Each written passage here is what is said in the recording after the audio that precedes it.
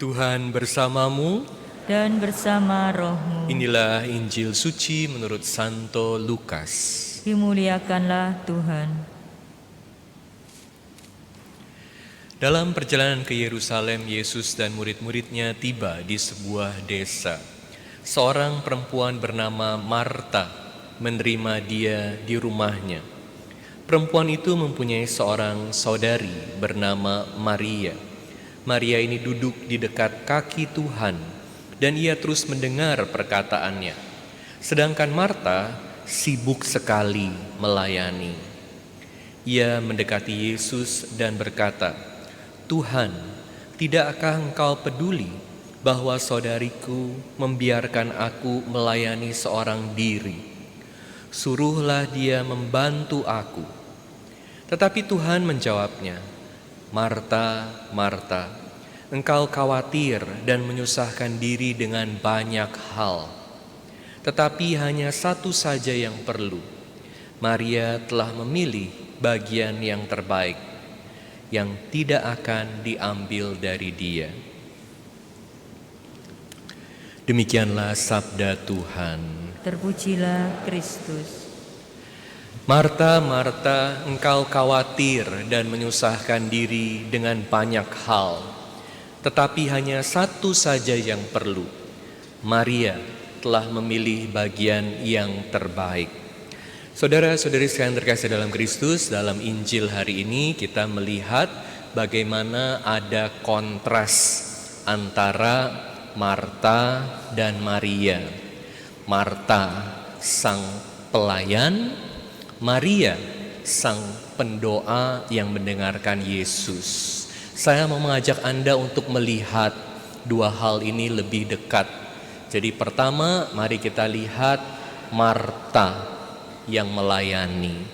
Kedua, mari kita lihat Maria yang mendengarkan Yesus. Dan yang ketiga, mana yang kita harus ikuti, harus pilih, atau siapa kita, Marta atau Maria. Marta ini melakukan pelayanan yang luar biasa. Dia melakukan banyak hal, sibuk. Dan ini juga dikatakan dalam Injil, Yesus datang ke rumahnya Marta. Yesus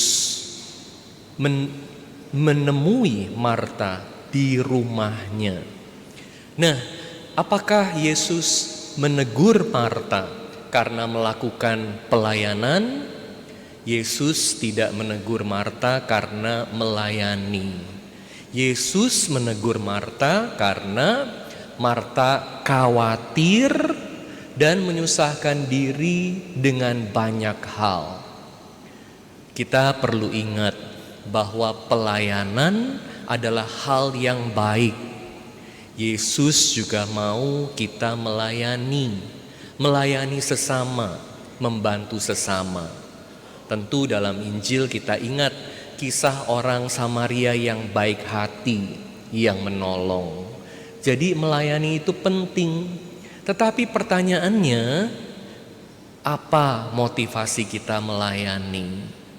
Kenapa Marta itu dipenuhi dengan kekhawatiran dan melakukan terlalu banyak hal?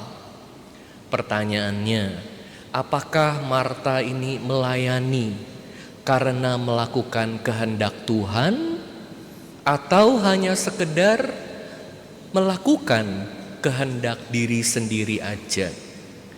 Membangun kerajaan Allah, atau hanya melakukan agenda pribadi? Di sini kita juga perlu bertanya pada diri kita, sehari-hari kita sibuk apa? Kalau kita sibuk dengan pelayanan, kita perlu tanya, apakah sungguh-sungguh pelayanan ini hadir karena cinta yang sejati karena Kristus?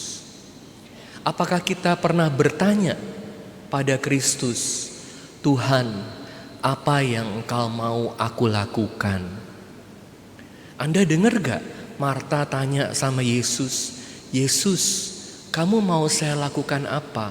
Apa yang kamu mau saya lakukan. Marta sibuk sendiri dengan banyak hal, melakukan terlalu banyak hal. Dan ini juga bisa terjadi dalam pelayanan kita. Kita katakan kita melayani karena mencintai Yesus. Bagus. Tapi seringkali motif ini juga tercampur. Kita melayani karena mau dipuji, mau eksis, mau hebat. Ada percampuran tujuan, mix motif. Motifnya tercampur antara motif yang baik dan yang kurang baik, antara cinta pada Kristus dan cinta pada diri sendiri aja. Kalau kita tidak hati-hati, ini bisa membawa kita jatuh pada dosa, bahkan dosa yang dalam. Karena lewat pelayanan kita jadi bertumbuh dalam kesombongan rohani.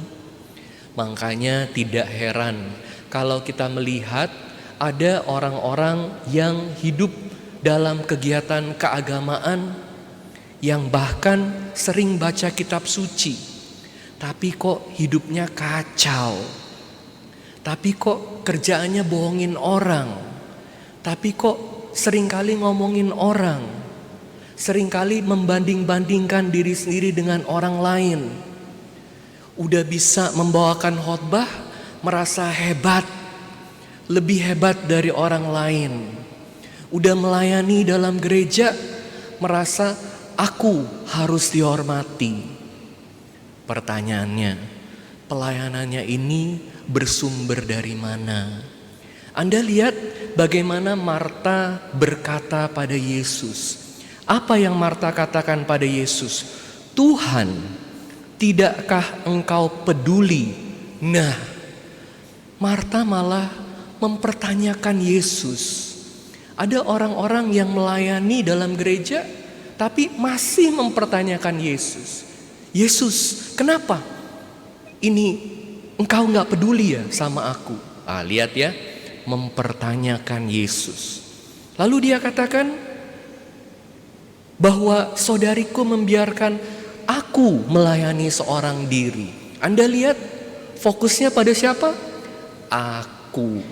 Aku yang melayani, aku yang bekerja, aku yang sibuk, aku yang capek, aku yang jadi korban. Anda lihat apa yang Marta katakan?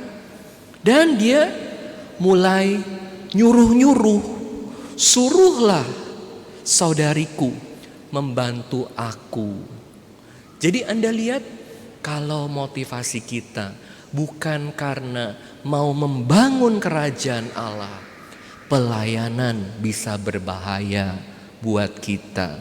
Karena kita jadi meragukan Tuhan, kita jadi menuntut orang lain dan melihat diri kita sebagai orang yang hebat sendiri. Makanya kita perlu juga belajar dari Maria yang mendengarkan Yesus, duduk di kaki Yesus. Kenapa mendengarkan Yesus penting? Karena kita perlu mengetahui rencana Allah. Kita perlu mengetahui rahasia Allah.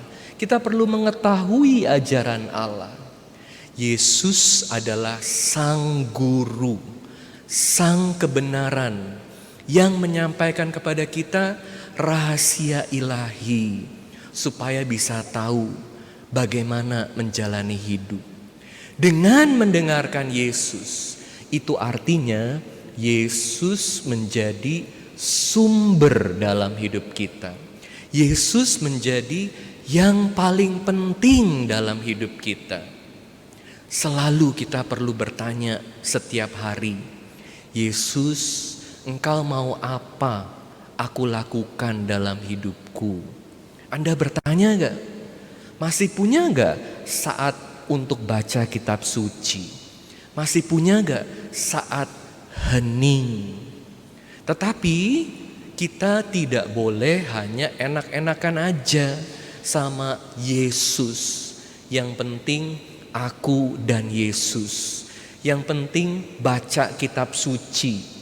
Udah tahu banyak tapi tidak melakukannya. Nah, ini juga tidak baik. Karena ini artinya sabda Tuhan, udah dengerin sabda Tuhan, udah dengerin Yesus, tapi gak mau peduli sama orang lain. Masuk kuping kiri, keluar kuping kanan.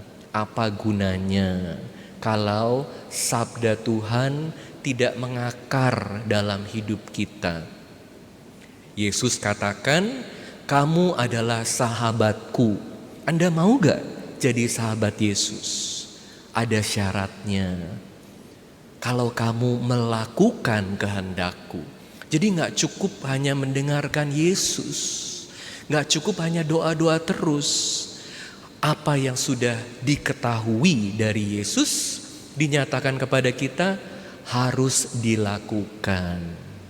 Makanya pertanyaannya, Anda mau pilih jadi seperti Marta atau seperti Maria? Kontras yang mendasar itu bukan antara memilih hidup aktif atau memilih hidup doa. Banyak melakukan pelayanan atau belajar mendengarkan Yesus. Bukan itu pilihannya. Pilihan yang lebih mendasar adalah, kontras yang lebih mendasar adalah mengikuti kehendak Yesus atau mengikuti kehendak sendiri. Melayani karena agenda pribadi atau melayani karena membangun kerajaan Allah. Hidup bersama Kristus karena cinta kepada Kristus atau hanya cinta pada diri sendiri. Jadi dengan demikian kita perlu belajar dari Maria dan Marta. Tentu pertama kita perlu belajar mendengarkan Yesus. Apa sih rencana Tuhan buat aku? Bangun relasi dengan Yesus supaya Yesus ada di pusat hidup kita. Supaya Yesus hidup dalam hidup kita. Dengan demikian kita juga jadi tahu apa sih arah tujuan hidup kita? Hidup buat apa dan bagaimana melakukannya?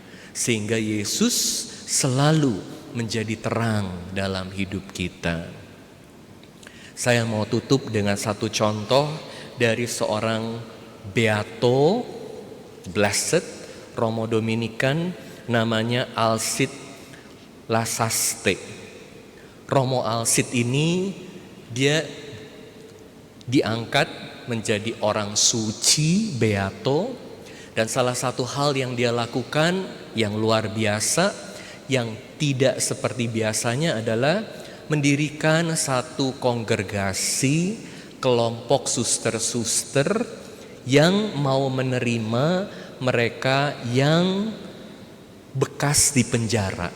Wanita-wanita yang di penjara ini kan biasanya kan dibuang, disingkirkan dari masyarakat. Tapi justru sama Beato Alcide ini ditarik, diajak untuk ayo kamu jadi suster, melayani, diterima. Siapa sih Beato Alcide ini? Kenapa dia mau jadi pastor? Ternyata kalau kita baca kisahnya, dia itu mau jadi pastor karena dia patah hati. Kalau Romo Adrian mau jadi pastor bukan karena patah hati ya, tapi ini Beato Alcide ini jadi pastor karena patah hati. Waktu dia masih muda, dia punya pacar, dia sayang sekali sama pacarnya, dia udah mau menikah sama pacarnya, minta izin sama papanya, papanya bilang tunggu dulu, coba kamu kenal dia lebih jauh lagi. Tapi saat menunggu itu, pacarnya kemudian sakit dan meninggal. Jadi dia kecewa sekali, sedih sekali. Tapi justru dalam kesedihannya, dia mencari Tuhan. Dia mulai mengenal Tuhan lebih dalam lagi, kenal sama Romo-Romo Dominikan, sampai akhirnya dia putuskan untuk jadi pastor.